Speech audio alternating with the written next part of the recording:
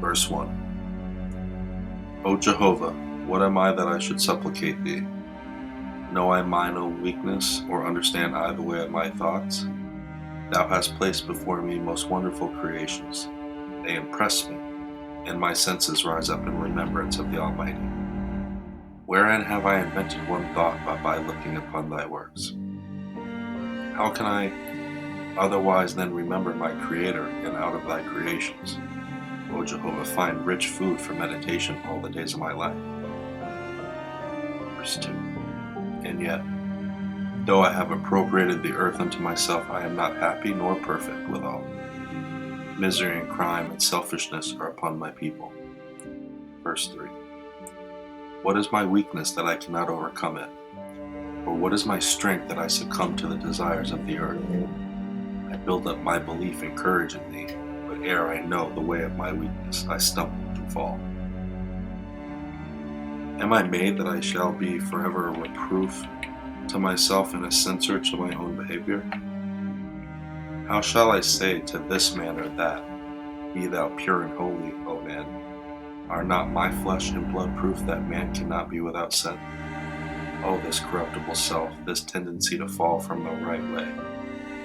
Thou, O my Creator, hast proven before my senses every day of my life that thou alone art mighty in purity and truth. Verse 5. Oh, that I had a starting point wherefrom to estimate thy wonderful decrees, or could find a road in which I should never stumble. But yet, O Jehovah, I will not complain because of the way of thy works. Thou hast invented a limit to my understanding, whereby I am reminded of thee, to call upon thy name. I perceive my own vanity, that whereas were knowledge mine, I should become less beholding unto thee. Verse 6. What am I, O Jehovah, without thee? Or wherein shall I find the glory of thy creations but by the light of thy countenance? Thou broughtest me forth out of sin and darkness, and clothed me in light. I behold the smallness of myself in thy great works. Thou hast bound me to travel on the earth, to sojourn with beasts and all manner of creeping things, nor given me one attribute where I can boast over them, save in the power of destruction. The high firmament placed thou above me, the stars and moon and sun. I know thou hast been thither, but I am bound down in a little corner of thy works. I have not power to rise up to thy distant places, nor to know thy extended heavens. Verse 7. Nay, I have not power to shape my own size and stature, for all things take form and dimension whether I will or no. In thine own way are built the walls of the world, by their magnitude am I confounded, by the majesty of thy hand appalled. Why have I vainly set up myself as the highest of thy works? My failures are worse than any other living creature under the sun. I cannot build my house in perfection like a bird's. My ingenuity cannot fashion a spider's net. I cannot sail up in the air like a bird, nor live in the water like a fish, or dwell in harmony like the bee. The half of my offspring die in infancy. Of my household are quarrelers, fighters, drunkards, and beggars. The best of my sons and daughters are less faithful than a dog. I go forth to war to slay my brother, even while the wide earth hath room for all. Yea, I accurse the earth with starvation and sin and untimely death. Oh, that I could school myself to boast not of my greatness, that I should be forever ashamed in thy sight, Jehovah. Verse 8. But I will make a clean breast of my iniquities. I can hide nothing from the eye of my Creator. Hear me then, O Father. Verse 9. I took up arms against my brother with great armies. I encompassed him about to despoil him. Verse 10. His widows and orphans I multiplied by the stroke of my sword.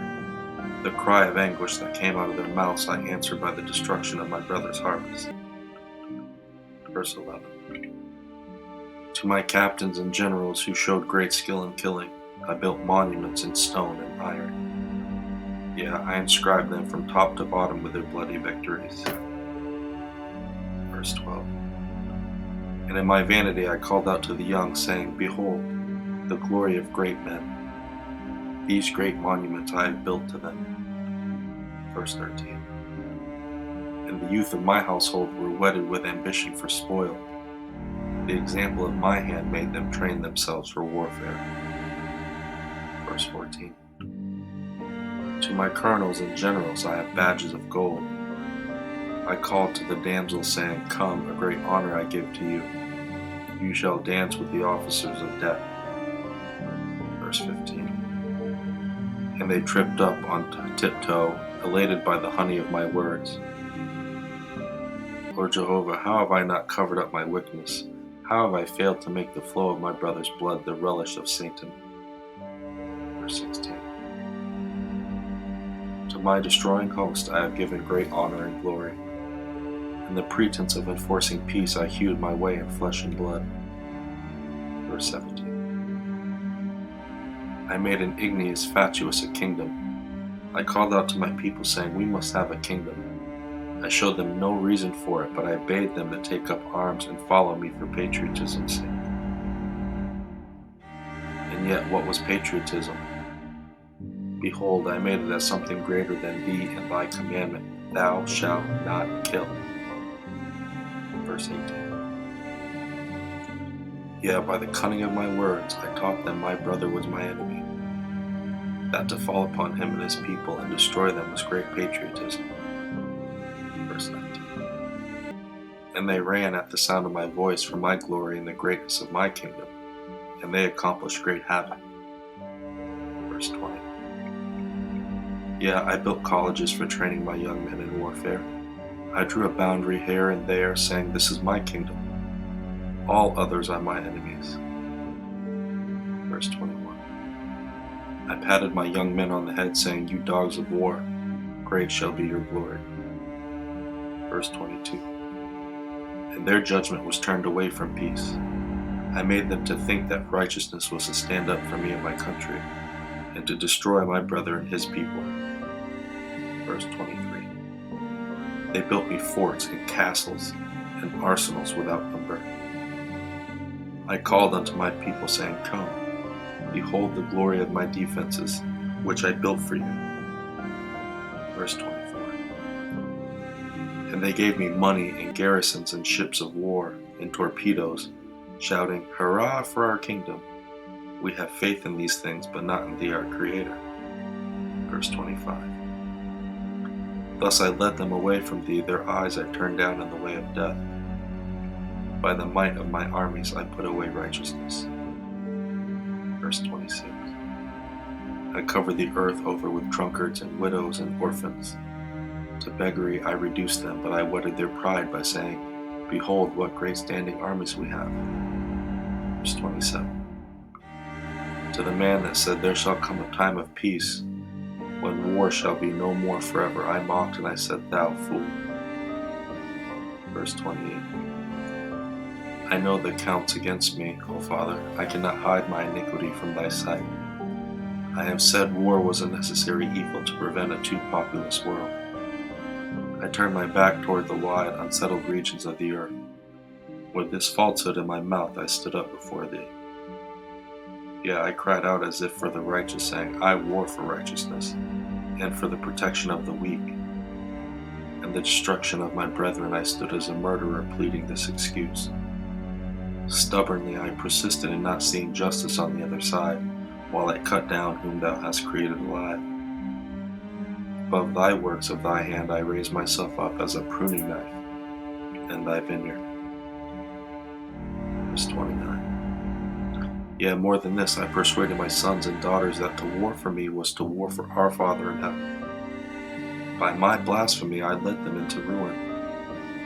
And when the battle was over for a day, I cried out, Behold the glory of them that were slain for the honor of their country.